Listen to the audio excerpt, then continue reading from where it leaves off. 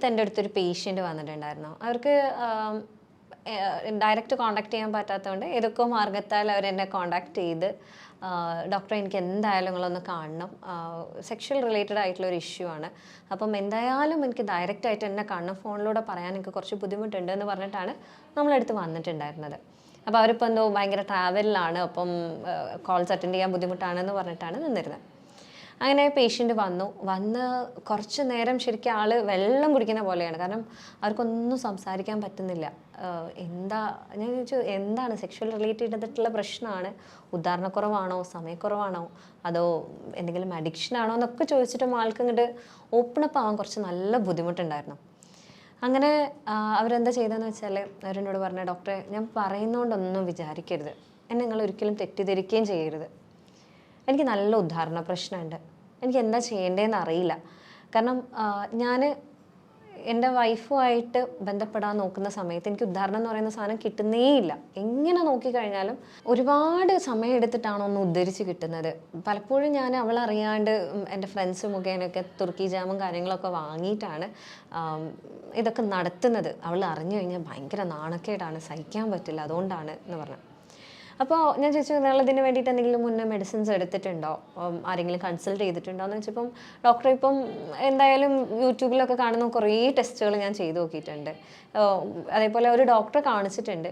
അവരൊക്കെ പറഞ്ഞത് എനിക്കൊരു കുഴപ്പമില്ല, ഇമോഷണലി അല്ലെങ്കിൽ എനിക്ക് ശാരീരികമായിട്ട് യാതൊരു പ്രശ്നവുമില്ല, ചിലപ്പോൾ ഇമോഷണലി എന്തെങ്കിലും ഇഷ്യൂസ് ഉള്ളത് കൊണ്ടാവും എന്ന് പറഞ്ഞിട്ടാണ് എന്നെ വിട്ടിട്ടുണ്ടായിരുന്നത്. അപ്പോൾ ഞാൻ അങ്ങനെ ഡീറ്റെയിൽ ആയിട്ട് ആളുടെ കേസ് എടുക്കാൻ തുടങ്ങി. ആൾ എത്ര ചോദിച്ചു കഴിഞ്ഞാലും ഒന്നുമില്ല ഡോക്ടറെ, ഞാൻ ഹാപ്പിയാണ്, എനിക്കിപ്പോൾ നല്ലൊരു ജോലിയുണ്ട്, എനിക്ക് കടങ്ങളില്ല, വീടുണ്ട്, ഞാൻ എല്ലാം കൊണ്ടും നല്ലൊരു പൊസിഷനിലാണ് ഇപ്പം നിൽക്കുന്നത്, ഫാമിലി ആണെങ്കിലും ഒക്കെ ഓക്കെയാണ് എന്ന് പറഞ്ഞു.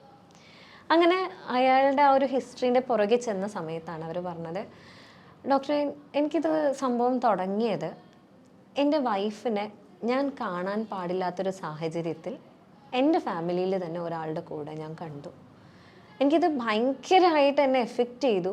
അവളോട് ഞാൻ ചോദിച്ചപ്പം അവൾ പറഞ്ഞത്, നിങ്ങളിതുപോലെ മുന്നേ ചെയ്തിട്ടുണ്ടല്ലോ, പിന്നെ ഇപ്പം എന്താ അതിൽ ഇത്ര പറയാനുള്ളത് എന്നുള്ള രീതിയിലാണ്. ഞങ്ങൾ ഫുൾ ടൈം ട്രാവലിലല്ലേ, അപ്പം എനിക്കും ആഗ്രഹങ്ങളുണ്ടാവില്ലേ, എൻ്റെ ആഗ്രഹങ്ങൾ നിറവേറ്റാൻ വേണ്ടിയിട്ട് ഞാൻ അതിൻ്റെ പിന്നാലെ പോയി, അത്രയേ ഉള്ളൂ. നിങ്ങൾ അങ്ങനെ എനിക്ക് അവരോട് ഇമോഷണൽ അറ്റാച്ച്മെൻറ്റോ കാര്യങ്ങളോ ഒന്നുമില്ല, നിങ്ങൾ അതിൽ അങ്ങനെ കാര്യമാക്കേണ്ട ആവശ്യമൊന്നുമില്ല എന്നുള്ള രീതിയിലാണ് വൈഫ് എന്നോട് പറയുന്നത്. അവർ നിസ്സഹായാവസ്ഥയാണ്. അതായത് ഡോക്ടറെ എനിക്കിപ്പോൾ ഉദാഹരണ പ്രശ്നം ഉണ്ടെന്നും കൂടി അവൾ അറിഞ്ഞു കഴിഞ്ഞാൽ എൻ്റെ അവസ്ഥ നിങ്ങൾ ആലോചിക്കണം, എനിക്ക് ചിലപ്പോൾ ആ വീട്ടിൽ പോലും സ്ഥാനമില്ലാത്തൊരവസ്ഥയായി പോകും എനിക്ക്. കാരണം അവൾക്ക് ഓൾറെഡി ഇതിനോട് ഒരുപാട് ആഗ്രഹമുണ്ട്. അപ്പം നിങ്ങളും ഇതുപോലെ ആയിരുന്നില്ലേ എന്നുള്ളൊരു ഒരു കാര്യം വൈഫ് പറഞ്ഞു എന്ന് പറഞ്ഞപ്പോൾ ഞാൻ ചോദിച്ചു, എന്താണ് നിങ്ങൾ എന്തായിരുന്നു ഇതുപോലെ ഉണ്ടായിരുന്നതെന്ന് ചോദിച്ചപ്പം അവർ പറഞ്ഞത് എന്താണെന്ന് വെച്ചാൽ, ഞാൻ ചെറുപ്പത്തിൽ എൻ്റെ അച്ഛൻ പുറത്തായിരുന്നു, വീട്ടിൽ അധികം ഉണ്ടാവാറുണ്ടായിരുന്നില്ല, എൻ്റെ അമ്മയായിട്ട് ഞാൻ നല്ല അറ്റാച്ച്ഡ് ആയിരുന്നു. അങ്ങനെ ഒരു പോയിന്റ് ഓഫ് ടൈമിൽ ഞങ്ങൾ അറിയാണ്ട് ഇങ്ങനൊരു ബന്ധത്തിൽ ഏർപ്പെട്ടു. അത് പിന്നീട് ഞങ്ങൾ കണ്ടിന്യൂ ചെയ്തു. വീട്ടിൽ വേറൊരു ഫാമിലി മെമ്പറുമായിട്ടും ഞാൻ ആക്ച്വലി ബന്ധത്തിൽ ഏർപ്പെട്ടിട്ടുണ്ടായിരുന്നു. ഇപ്പം എനിക്ക് ആക്ച്വലി അതിൽ കുറ്റബോധമോ കാര്യങ്ങളോ ഒന്നുമില്ല, ലൈക്ക് കഴിഞ്ഞുപോയി, ഇനിയിപ്പോൾ അതിൽ പറഞ്ഞിട്ട് കാര്യമില്ലല്ലോ എന്നുള്ളതാണ്.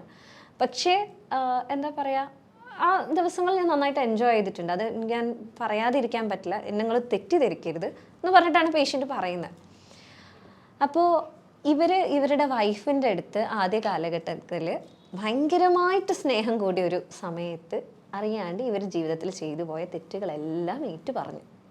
അതാണ് ഇവരുടെ ജീവിതത്തിൽ ഇവർ ഫസ്റ്റ് ചെയ്ത ഒരു ആനമണ്ടത്തരം എന്ന് പറയുന്നത്. ലൈക്ക് നമ്മളെപ്പോഴും ശ്രദ്ധിക്കേണ്ട ഒരു കാര്യമാണ്, നമ്മളെ ലൈഫ് ചിലപ്പോൾ നമ്മൾ കല്യാണം കഴിക്കുന്നതിൻ്റെ മുന്നേ ജീവിച്ച് തീർത്തത് പോലെ ആയിരിക്കില്ല കല്യാണം കഴിച്ചു കഴിഞ്ഞാൽ ജീവിക്കാൻ പോകുന്നത്. നമ്മൾ ഓൾറെഡി മാറിയിട്ടുണ്ടാവും, നമുക്ക് ഒരുപാട് ലെസൺസ് ഉണ്ടായിട്ടുണ്ടാവും, ഒരുപാട് തെറ്റുകൾ ചെയ്തിട്ടുണ്ടാവും. പക്ഷേ ഈ കാര്യങ്ങളെല്ലാം നിങ്ങളുടെ പാർട്ട്ണറുടെ അടുത്ത് പോയിട്ട് കൺഫസ് ചെയ്താലേ ഞാനൊരു നല്ല ഭർത്താവ് ആവുകയുള്ളൂ, അല്ലെങ്കിൽ ഞാൻ നല്ലൊരു ഭാര്യ ആവുകയുള്ളൂ എന്ന തെറ്റിദ്ധാരണ നിങ്ങളെ മനസ്സിലുണ്ടെന്നുണ്ടെങ്കിൽ അവിടെ മുതൽ നിങ്ങൾ കലികാലാണ് ആക്ച്വലി. കാരണം ഈ ഒരു കാരണത്താൽ നിങ്ങൾ അന്ന് അങ്ങനെ ചെയ്തില്ലേ, നീ അന്ന് അങ്ങനെ ചെയ്തില്ലേ എന്നുള്ള ആ ഒരു സംഭവം നിങ്ങൾ ആർഗ്യുമെൻറ്റ്സിൽ അറിയാണ്ട് വന്നു പോകാനുള്ള ചാൻസസ് കൂടുതലാണ്. അപ്പോൾ പറഞ്ഞു വന്നത്, ഇവർ ഞാൻ എൻ്റെ ഈ കാര്യങ്ങളെല്ലാം ഞാൻ എൻ്റെ വൈഫിൻ്റെ അടുത്ത് ഷെയർ ചെയ്തു. ഞാൻ പറഞ്ഞപ്പോൾ എന്താണെന്ന് വെച്ചാൽ പറയാത്തത് മോശമല്ലേ? അല്ലെങ്കിൽ അവൾ അറിയാതിരിക്കുക എന്ന് പറയുന്നത് എനിക്ക് ഭയങ്കര കുറ്റബോധമാണ് ഉള്ളിൽ. എങ്ങനെ അവളോട് ഇത് പറയാതിരിക്കുക, അവൾക്ക് ഞാൻ അവളെ ചീറ്റ് ചെയ്യുന്ന പോലെയല്ലേ എന്നുള്ള രീതിയിലാണ് അവർ കാര്യങ്ങൾ പറഞ്ഞത്. അങ്ങനെ പിന്നീട് വർഷങ്ങൾ പിന്നിട്ടു. ഇയാൾ എപ്പോഴും ബിസിയാണ്, കാരണം ഇയാൾക്ക് ഒരുപാട് കാര്യങ്ങളൊക്കെ ഉണ്ടായിരുന്നു. അപ്പോൾ ഈ വീട്ടിലെ കാര്യങ്ങൾ നല്ല രീതിയിൽ നടന്നു പോകാൻ വേണ്ടിയിട്ട് നല്ലോണം അയാൾ ഹാർഡ് വർക്ക് ചെയ്തു. ഒരുപാട് ബിസിനസ്സുകൾ ചെയ്തിട്ടുണ്ടായിരുന്നു. അതിൻ്റെ ഭാഗമായിട്ട് ഒരുപാട് ട്രാവൽ ചെയ്യുന്നുണ്ട്. അങ്ങനെയൊക്കെ ആയിട്ട് ഇയാൾക്ക് വീട്ടിൽ വന്ന് നിൽക്കാൻ ഉള്ള ബുദ്ധിമുട്ടുകൾ ഉണ്ടായിരുന്നു. അപ്പം ഇത് സംഭവിച്ചത് എന്താണെന്ന് വെച്ചാൽ ഇവർ വൈഫ് ഇപ്പോൾ പിന്നീട് അവർ പറയുന്നത് എന്താണെന്ന് വെച്ചാൽ, ഞാൻ പിന്നീട് കണ്ടെത്തിയത് എന്താണെന്ന് വെച്ചാൽ എൻ്റെ വൈഫിന് എൻ്റെ ബ്രദറുമായിട്ട് അതേപോലെ തന്നെ വീട്ടിൽ മറ്റു ഫാമിലി മെമ്പേഴ്സുമായിട്ടൊക്കെ ബന്ധം ഉണ്ടായിട്ടുണ്ടായിരുന്നു. എനിക്കത് വൈഫിന് എൻ്റെ അടുത്ത് അത് കൺഫസ് ചെയ്തു എന്ന് പറഞ്ഞപ്പം എനിക്ക് തീരെ അത് അങ്ങോട്ട് ഉൾക്കൊള്ളാൻ പറ്റിയിട്ടില്ല.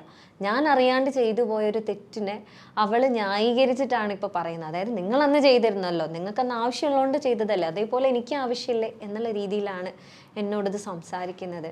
എനിക്ക് അവളോടൊന്നും മറുത്ത് അധികം പറയാൻ പറ്റുന്നില്ല. കാരണം എനിക്ക് വിലയില്ല എന്നുള്ളതാണ്. കാരണം അവൾ നല്ല പൈസ ഉള്ള വീട്ടിലെ കുട്ടിയാണ്. നല്ല അത്യാവശ്യം അവളെ ബാക്ക് ചെയ്യാൻ അവളെ വീട്ടിലാണെങ്കിലും വീട്ടുകാരാണെങ്കിലും ഭയങ്കര well settled and well of ആയിട്ടുള്ള ആളുകളാണ്. അപ്പം അവൾക്ക് ഓൾറെഡി എൻ്റെ വീട്ടിൽ വരുമ്പോൾ ഒരു പുച്ഛഭാവമായിരുന്നു. അതിൻ്റെ കൂടെ ഞാൻ ഇങ്ങനെ ഒരു ലൈക്ക് എൻ്റെ ബിസിനസ്സൊക്കെ ഒന്ന് തകർന്ന് ഞാൻ ഭയങ്കരമായിട്ട് മോശപ്പെട്ടൊരവസ്ഥയിലെത്തി. പിന്നീട് ഇപ്പം ഞാൻ കയറി വന്നു, ഇപ്പം വലിയ കുഴപ്പമൊന്നും ഇല്ലാതെയാണ് എൻ്റെ ജീവിതം. എങ്കിൽ പോലും അവരുടെ ഒരു ലെവലിലേക്ക് എനിക്ക് എത്താൻ പറ്റിയിട്ടില്ല. അതുകൊണ്ട് തന്നെ അവളുടെ മുന്നിൽ എപ്പോഴും എനിക്കൊരു കുറച്ചിലാണ്, അല്ലെങ്കിൽ അവൾക്ക് എപ്പോഴും എന്നെ വിലയില്ലാത്ത പോലെയൊക്കെയുള്ളൊരു ഫീലിംഗ് ആണ്. അതുകൊണ്ട് തന്നെ ഞങ്ങൾ തമ്മിൽ എപ്പോഴും ഒരു മാനസിക അകൽച്ച ഞാൻ കീപ്പ് ചെയ്തിട്ടുണ്ട്. ഞാൻ കീപ്പ് ചെയ്തതല്ല, പക്ഷെ അറിയാണ്ട് വന്നു പോയതാണ്. അപ്പോൾ ഞാൻ ചോദിച്ചു, അപ്പം ഇപ്പം ബന്ധപ്പെടുമ്പം എന്താണ് നിങ്ങൾക്ക് ഇത് കാരണം ഉദ്ധരിക്കാത്ത പ്രശ്നമാണോ എന്ന് ചോദിച്ചു. അപ്പോൾ അവർ പറഞ്ഞു, അല്ല ഡോക്ടറെ, ഇത് ഉദ്ധരിക്കാത്തൊരു പ്രശ്നം എന്ന് പറയാൻ പറ്റില്ല. കാരണം ഈ അടുത്ത് ഞാൻ അവളുടെ അടുത്ത് ചെന്ന് എനിക്ക് ഉദ്ധരിച്ചു, ചെറിയ രീതിയിൽ ഉദ്ധരിച്ചു, പക്ഷേ അതങ്ങോട്ട് മുഴുവനാവണില്ല എന്ന് കണ്ടപ്പം അവൾ പഴയ കാര്യങ്ങൾ, എൻ്റെ ജീവിതത്തിൽ ഞാൻ ചെയ്തു പോയ തെറ്റുകളെ കുറിച്ച്, നിങ്ങളന്ന് അങ്ങനെ ചെയ്തില്ലേ ഇങ്ങനെ ചെയ്തില്ലേ അതുപോലെ എനിക്ക് ചെയ്തു കൊണ്ടാ എന്നുള്ള രീതിയിലുള്ള സംസാരങ്ങൾ സംസാരിച്ചപ്പം അറിയാണ്ട് ഞാൻ ബാക്ക് ടു നോർമലായി. അപ്പം എനിക്കിത് എന്താണെന്ന് മനസ്സിലാവണില്ല. ഫിസിക്കലി എനിക്കൊരു ഇഷ്യൂ ഇല്ല, ഇമോഷണലി ഞാൻ ഇതിനെങ്ങനെ ട്രീറ്റ്മെൻറ്റ് ചെയ്യേണ്ടതെന്ന് എനിക്ക് അറിയില്ല എന്ന് പറഞ്ഞാൽ. അപ്പോൾ ഇതിലെന്താണെന്ന് വെച്ചാൽ ഇയാളുടെ നിസ്സഹായത എന്ന് പറഞ്ഞാൽ ഭയങ്കരമായിരുന്നു. കാരണം ഇത് വൈഫ് അറിയാണ്ടാണ് എൻ്റെ അടുത്ത് വന്നിട്ടുണ്ടായിരുന്നത്. അപ്പോൾ വൈഫിനോട് എങ്ങനെയാണ് പറയുക, അല്ലെങ്കിൽ വീട്ടുകാരോട് എന്താ പറയുക, ഇങ്ങനെയൊക്കെ കുറേ ഇഷ്യൂസ് ഇതിൻ്റെ ഇടയിലുണ്ടായിരുന്നു. അപ്പോൾ ഇതിൽ ബേസിക് ഇഷ്യൂ എന്ന് പറയുന്നത്, ഒന്ന് ഇവർ പറഞ്ഞത് തെറ്റായിപ്പോയി, ഇനി അതെന്തായാലും നമുക്ക് തിരിച്ചെടുക്കുക എന്നുള്ളത് പോസിബിൾ അല്ല. പക്ഷേ ഇവർ തമ്മിലുള്ള കമ്മ്യൂണിക്കേഷൻ റെഡിയാക്കുക എന്നുള്ളതായിരുന്നു പിന്നീട് നമ്മൾ ചെയ്യേണ്ട ഒരു കാര്യം എന്നുള്ളത്. അപ്പം ഇവർക്ക് മെഡിസിൻ ആദ്യത്തിലൊന്നും കൊടുത്തിട്ടുണ്ടായിരുന്നു, കാരണം ഇവരുടെ മാനസികാവസ്ഥ അത്രയും മോശമായിട്ടുള്ള ഒരു അവസ്ഥയിലായിരുന്നു ഉണ്ടായിരുന്നത്. പിന്നീട് മെഡിസിൻ കൊടുത്ത് അതിനുശേഷം ഒരു കൗൺസിലിംഗ് തെറാപ്പി ഇവരും ഇവരുടെ വൈഫുമായിട്ടൊക്കെ നമ്മൾ ഡീറ്റെയിൽ ആയിട്ട് സംസാരിച്ചിട്ടുണ്ടായിരുന്നു. അങ്ങനെ അതൊരു 1 to 2 months അവർ തമ്മിലുള്ള പ്രശ്നങ്ങളും കാര്യങ്ങളും ഒക്കെ സോൾവ് ചെയ്ത്, അതായത് അവർ തമ്മിലുള്ള ഇമോഷണൽ അറ്റാച്ച്മെൻറ്റ്സിനെ നല്ല രീതിയിൽ നമ്മൾ കൊണ്ടുവരാൻ തുടങ്ങിയപ്പം ഓട്ടോമാറ്റിക്കലി വൈഫിനോട് ഇവർക്ക് അറിയാത്തൊരു സ്നേഹവും അതേപോലെ തന്നെ ഇവരുടെ ഉദ്ധാരണം നഷ്ടപ്പെട്ടു എന്ന് ഇവർ വിശ്വസിച്ചിരുന്ന ഉദ്ധാരണം തിരിച്ച് നോർമലൈസ് ചെയ്ത് തിരിച്ചു കൊണ്ടുവരാനും സാധിച്ചു. അപ്പോൾ ഇതിൽ ഒരുപാട് ട്രോമാറ്റിക് എഫക്ട്സ് ഉണ്ടായിട്ടുണ്ട്. കാരണം വൈഫിനാണെങ്കിലും അവരൊരിക്കലും അവരുടെ ലൈഫിൽ എക്സ്പെക്റ്റ് ചെയ്യാത്തൊരു സംഭവമാണ് അവരുടെ ഹസ്ബൻഡ് അവരുടെ അടുത്ത് അന്ന് ഓപ്പണായിട്ട് സംസാരിച്ചത്. പിന്നീട് അവർക്കൊരു വാശിയായിരുന്നു, അവർക്ക് അങ്ങനെ പറ്റുമെന്ന് വെച്ചാൽ എനിക്കെന്തെങ്ങനെ പറ്റിക്കഴിഞ്ഞാൽ എന്നുള്ള ആ ഒരു ഫീലിംഗ് ആയിരുന്നു അവർക്ക് കാര്യമായിട്ടുണ്ടായിരുന്നത്. അപ്പം ഇതിൻ്റെ ബേസിലാണ് ഇവർ തമ്മിൽ ആക്ച്വലി ഇത്രയും അകൽച്ചയൊക്കെ വന്നത്. അപ്പം റിപ്പീറ്റഡ് ആയിട്ടുള്ള ആ ഒരു കൗൺസിലിംഗ് സെഷൻസും അതിൻ്റെ കൂടെ മെഡിക്കേഷനും കൂടെ ആയപ്പം ഒരു വിത്തിൻ 3 months തന്നെ പറയാം ആള് ബാക്ക് ടു നോർമൽ. പിന്നീട് ഒരു മെഡിസിൻസും ഇല്ലാതെ തന്നെ, അല്ലെങ്കിൽ പിന്നീട് ആൾ ഭയങ്കര മെൻ്റലി സ്ട്രോങ് ആയിട്ടും പഴയതുപോലെ ആ ഒരു അവസ്ഥയിലേക്ക് അവർ കൊണ്ടുവരുത്തിക്കാൻ സാധിച്ചു.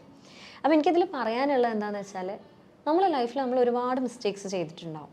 ചിലപ്പോൾ അയ്യോ ഞാൻ ചെയ്തു പോയല്ലോ, ഇനിയിപ്പോൾ ഞാൻ എന്ത് ചെയ്യും. ഇപ്പം അതേപോലെ ചില ആളുകളുണ്ട്, ഞാൻ അറിയാണ്ട് ഒരു സെക്ഷൽ റിലേഷൻഷിപ്പിലേക്ക് എത്തി, അതായത് ആ ഒരു ഫ്രാക്ഷൻ ഓഫ് സെക്കൻഡ്സിൽ ഞാൻ ആ ഒരു സിൻ കമ്മിറ്റ് ചെയ്തു.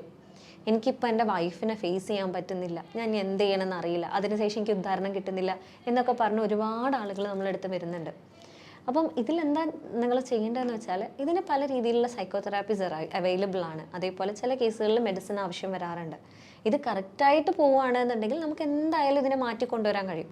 പക്ഷെ ചില കേസുകളിൽ ഇപ്പം ഞാൻ എന്താണ് തുർക്കി ജാമ് കഴിച്ചിരുന്നു എന്ന് പറഞ്ഞ അയാൾ, ആ ടൈമിൽ എനിക്ക് ഉദാഹരണം കിട്ടുന്നുണ്ട്, പക്ഷെ എനിക്ക് ആ ഒരു വിചാരിച്ച സമയത്തുള്ള ഒരു സാറ്റിസ്ഫാക്ഷൻ എനിക്ക് കിട്ടുന്നില്ല, മാനസികമായിട്ട് ഞാൻ സാറ്റിസ്ഫൈഡ് ആവുന്നില്ല എന്നുള്ള പ്രശ്നങ്ങൾ. അതായത് മെഡിസിൻസ് കഴിക്കുമ്പോൾ ഉദ്ധരിക്കുന്നുണ്ട് എങ്കിൽ പോലും ആ സാഹചര്യങ്ങളിൽ നിങ്ങൾ ഒരു സെക്ഷൽ റിലേഷൻഷിപ്പിൽ എത്തിയതിൻ്റെ ആ ഒരു മാനസിക സന്തോഷത്തിലെത്തില്ല എന്നുള്ളതാണ്. അപ്പം ഈ കേസുകൾ അല്ലെങ്കിൽ ഇത്തരം ബുദ്ധിമുട്ടുകൾ ഉണ്ടെന്നുണ്ടെങ്കിൽ ഇതിനെ ഹാൻഡിൽ ചെയ്യേണ്ട രീതികളും കൂടെ നിങ്ങൾ മനസ്സിലാക്കേണ്ടതുണ്ട്. അപ്പം പലപ്പോഴും എനിക്ക് തോന്നുന്നു എൻ്റെ ക്ലിനിക്കിൽ ഞാൻ കണ്ടിട്ടുള്ള ഒരു 85 to 90% ഉദാഹരണക്കുറവ് എന്ന് പറയുന്നത് മാനസികമായിട്ടുണ്ടാകുന്ന ഇഷ്യൂസ് കാരണമാണ്. അത് ഡിപ്രഷൻ ആവാം, അല്ലെങ്കിൽ അവർ മുന്നേ എപ്പോഴെങ്കിലും കടന്നുപോയ ഒരു ഗിൽറ്റി ഫീലിങ്ങിൽ കൂടെ ആവാം, അല്ലെങ്കിൽ അവർക്ക് നഷ്ടപ്പെട്ടു പോയ എന്തെങ്കിലും ഒരു കാര്യത്തിൻ്റെ പുറമേ ആവാം. അങ്ങനെ പല രീതിയിൽ നമുക്കത് ഫേസ് ചെയ്യേണ്ടി വന്നിട്ടുണ്ട്. അപ്പം ആ ഒരു രീതിയിലേക്ക് നമ്മളുടെ ട്രീറ്റ്മെൻറ്റ് എടുക്കുന്ന സമയത്ത് പെട്ടെന്ന് തന്നെ നമുക്കതിൽ മാറ്റം കൊടുക്കാൻ പറ്റാറുണ്ട്. സോ കൂടുതൽ ഡീറ്റെയിൽസ് അറിയണം എന്ന് നിങ്ങൾ ആഗ്രഹിക്കുന്നുണ്ടെങ്കിൽ ഞാൻ ഡോക്ടർ ഹിബ അബ്ദുൽ മജീദ്, ഡോക്ടർ ഹിബ സരോവിയ, പെരിന്തൽമണ്ണ, മലപ്പുറം ജില്ല.